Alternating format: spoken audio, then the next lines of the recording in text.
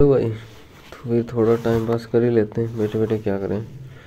थोड़ा time pass भी हो जाएगा और अपने महादेव गोविंद रानड़े साहब के बारे में बातचीत भी हो जाएगी। थोड़ी बातचीत करते रहना ज़रूरी है जीवन में।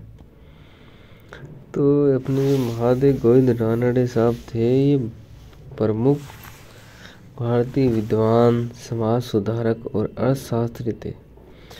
इन्होंने 19वीं सदी के अंत में भारतीय समाज में व्याप्त कुरीति और बुराई के खिलाफ आवाज उठाई थी और समाज में सुधार के लिए योगदान दिया था। मतलब अपने गोविंद रानड़े साहब बड़े मस्त आदमी थे। इन्होंने काफ़ी आर्थिक सुधार किए। मतलब इन्होंने क्या कि आर्थिकी पे तो इतना ज़्यादा ध्यान केंद्रित किया कि इनको तो भारत का आर्थिक राष्ट्रवादी कहा जाता है। अपने डॉक्टर R.A. प्रसाद जो थे, डॉक्टर R.A. प्रसाद, इन्होंने रानड़े साहब को आर्थिक राष्ट्रवादी की संज्ञा दी थी। मतलब बड़े मस्त और गजब आदमी थे ये। इन्होंने काफ़ी सामाजिक सुधार किया और सुधारों में इन्होंने स्त्री शिक्षा पे काफ़ी बल दिया और जाति प्रथा का विरोध किया, अंधविश्वासों का विरोध किया। मतलब एक चीज़ तो हमेशा चलती है जीवन में कि जो समाज सुधारक थे उनके जीवन में एक चीज़ तो हमेशा से कॉमन ही थी कि सभी की सब समाज में स्त्रियों की दशा सुधारना चाहते थे। एक्चुअली सुधारेंगे ही, स्त्रियों की दशा ही अच्छी नहीं है, उनकी स्थितियाँ अच्छी नहीं है, उनकी एजुकेशन नहीं है, उनको कि कहीं पे भी किसी भी फील्ड में आगे नहीं आने दिया जा रहा है। तो स्त्रियों पे बहुत सारे प्रतिबंध थे। उसकी वजह से स्त्री शिक्षा पे सारे समाज सुधारकों ने जोर दिया है। और जाति व्यवस्था जो जाति प्रथा की थी, जातिवाद था, इनका सब समाज सुधारकों ने विरोध किया है। और अंधविश्वासों का भी तो विरोध किया ही है। अगर अंधविश्वासों का विरोध नहीं करेंगे तो समाज सुधारक कहाँ से बन जाएंगे। तो अंधविश्वासों का तो विरोध करेंगे ही करेंगे। तो ऐसा है भाई साहब, अपने रानड़े गोविंद रानड़े साहब ये भी बोल रहे हैं कि चलो भाई हम ही ये सारी चीज़ें कर लेते हैं, बाकी उन्हें की थी तो इन्होंने भी की। और इन्होंने बाल विवाह के खिलाफ भी, बाल विवाह को सामाजिक बुराई मानते उनके खिलाफ आवाज़ उठाई। ऐसे सामाजिक बुराई तो थी यार। और इसके जो परिणाम थे, दुष्परिणाम थे, उनके बारे में लोगों को बताया इन्होंने, खिलाफ कानून बनाने की मांग की, लोगों को इसके संबंध में जागरूक किया कि क्या कर रहे हो तुम्हें पता तक नहीं है तुम क्या कर रहे हो, तुम्हें पता होना चाहिए बाल विवाह कितना खतरनाक है। क्या मतलब है इस चीज़ का? जब बालक को ज्ञान ही नहीं है, उनको पता ही नहीं है उसके साथ क्या हो रहा है, तो क्या मतलब, क्यों कर रहे हो? अरे इसका कोई फ़ायदा ही नहीं है तो फिर क्यों कर रहे हो? ऐसा ऐसी बातें, टी बातें इन्होंने बताई, लोगों को समझाया और कानून वानून बनाने की मांग की। और विधवा पुनर्विवाह के समर्थन रहे भाई साहब। रानड़े विधवा पुनर्विवाह के प्रबल समर्थक थे। ऐसे कोई छोटे मोटे समर्थक नहीं थे, बड़े वाले, प्रबल वाले, प्रचंड वाले। उन्हें विधवाओं को समाज में सम्मानजनक स्थान दिलाने और पुनर्विवाह का अधिकार दिलाने के लिए आंदोलन चलाया था। मतलब बड़े मस्त आदमी थे। ये कहते थे कि अगर समाज में सुधार करना है ना, तो उस समाज की पहले मूल समस्या को समझो और मूल समस्या समझने के बाद ही इसमें सुधार हो सकता है और फिर ही स्वाधीनता प्राप्त की जा सकती है। इनकी बातें थीं। इन्होंने समाज में सुधार के लिए 2 तरीके बताए थे कि पहली बात तो समाज में सुधार करना है तो समाज के शास्त्रों का अध्ययन करो और उनके चीज़ों को समझ के फिर समाज की व्यवस्था में परिवर्तन करो। और दूसरी बात बताई कि भाई साहब कानून के द्वारा परिवर्तन लाओ। एक तो समाज के शास्त्रों का अध्ययन करके समाज में परिवर्तन लाया जा सकता है। मतलब कहने का तात्पर्य इतना ही कि मूल समस्या को समझो, कहाँ से इनके समाज का बेस क्या था, इनके शास्त्र क्या है, क्या कहते हैं क्या नहीं कहते, उसके आधार पर सुधार करो। दूसरों कानून के माध्यम से करो। सब चीज़ें बोलते थे अपने रानड़े साहब।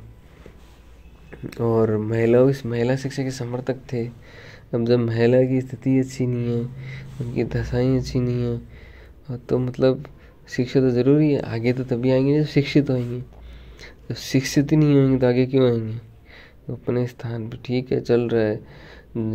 जो चीज़ उनको पता ही नहीं है कि क्या गलत है क्या सही है, हमारे साथ क्या हो रहा है क्या नहीं हो रहा, हम कहाँ तक जा सकती है कहाँ तक नहीं जा सकती, हमारी शक्तियों का है ना इस्तेमाल कैसे किया जा सकता है, सारी शक्तियाँ कैसे जगाई जा सकती है, वो चीज़ें शिक्षा से आएगी। तो इसलिए हमने स्त्रियों के विकास के लिए स्त्री शिक्षा का प्रोत्साहित किया और स्कूल और कॉलेजों में महत्वपूर्ण भूमिका ही निभाई।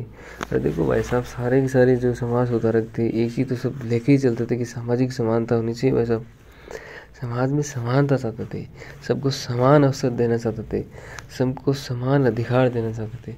और इन सब की इन्होंने वकालत की, इन्होंने छुआछूत, अस्पृश्यता और उन्होंने सामाजिक भेदभाव के खिलाफ आवाज़ उठाई थी।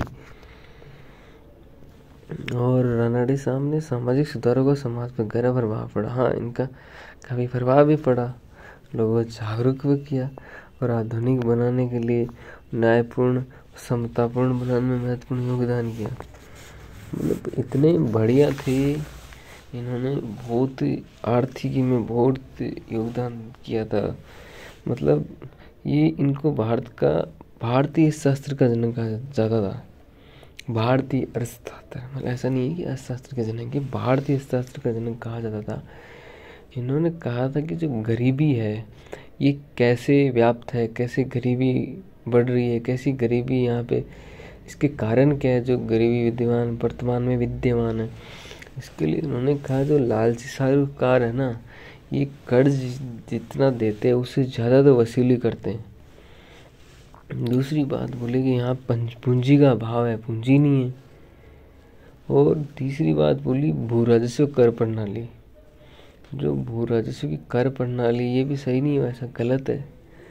तो बोलो इन सबको पहले सुधारो, तभी जाके बदलाव लाया जा सकता है।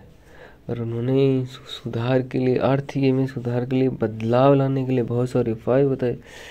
उन्होंने बताया कि वह सब औद्योगिकरण किया जाए।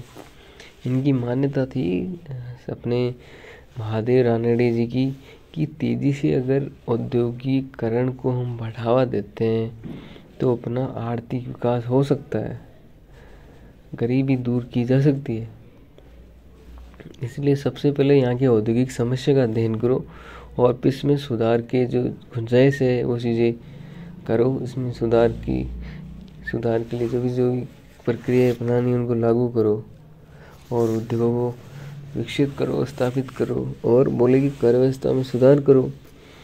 किसानों को गरीबी दूर करने के लिए उपाय बताए कि किसानों को गरीबी कम करने के लिए भू राजस्व में कमी की जानी चाहिए। मतलब किसानों के लिए जो ये है, इसमें करों में कमी लाओ, तभी तो जाके किसान समृद्ध हो गए ना। ऐसे थोड़ी यार, किसान कर तो ज़्यादा ले रहे हो, अनाज कम हो रहा तो ऐसे थोड़ी होगा। तो बोले कि ऐसे काम करो, तुम ऐसे कर वर में थोड़ी कमी करो यार, ऐसे थोड़ी असर होगा, थोड़ा फर्क लाओ। और ये ब्रिटिश पूंजी का आगमन भी चाहते थे। ये मानते थे कि अगर गरीबी को कम करना है तो ब्रिटिश पूंजी का यहाँ पे लाओ, ये एक बेहतरीन उपाय है। क्योंकि यहाँ पे पूंजी का अभाव है, उस वक्त पूंजी नहीं थी यहाँ पे। तो इन्होंने ब्रिटिश पूंजी को प्रोत्साहित करने के लिए बहुत सारे है ना काम भी किए और स्वदेशी वस्तुओं की बिक्री करने के लिए इन्होंने इसको काम लेने के लिए यूज़ में लेने के लिए प्रोत्साहित किया। बोला तभी जाके इनका विकास होगा, ऐसे थोड़ी बैठे बैठे विकास थोड़ी हो जाएगा। हम लोग बड़े मस्त आदमी थे, बड़े गजब के आदमी थे महादेव गोविंद रानडे। मुझे तो मज़ा आ गया इनके बारे में डिस्कस करके।